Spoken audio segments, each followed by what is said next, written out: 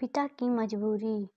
एक बार समुद्र के बीच में एक बड़े जहाज पर बड़ी दुर्घटना हो गई। कप्तान ने शिप खाली करने का आदेश दिया। जहाज पर एक युवा दंपति थे।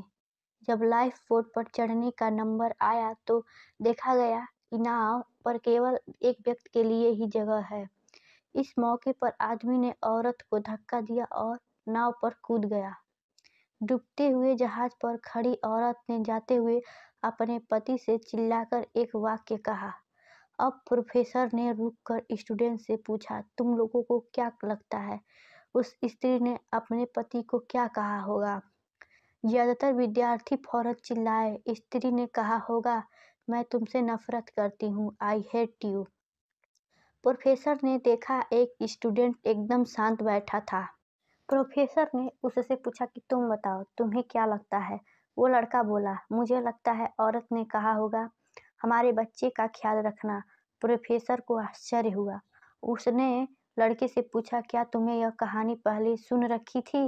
लड़का बोला, जी नहीं, लेकिन यही बात बीमारी से मरती हुई मेरी माँ ने मेरे पिता से कही थी। प्रोफेसर ने दुखपूर्वक कहा, तुम्हारा उत्तर सही है।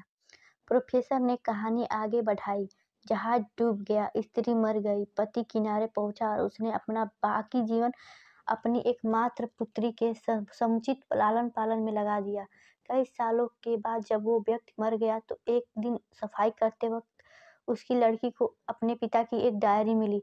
डायरी से उसे पता चला कि जिस समय उसके माता पिता उस जहाज पर सफर कर रहे थे तो उसकी माँ एक जानलेवा बीमारी से ग्रस्त थी और उसके जीवन के कुछ ही दिन शेष थे।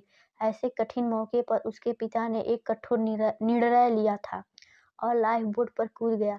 उसके पिता ने डायरी में लिखा था, तुम्हारे बिना मेरे जीवन का कोई मतलब नहीं। मैं तो तुम्हारे साथ ही समंदर में समा जाना चाहता था, लेकिन अपनी संतान का ख्याल आने पर मुझे तुमको अकेला छोड़कर जाना पड़ा। जब प्रोफेसर ने कहानी समाप्त की तो पूरी क्लास में शांति थी।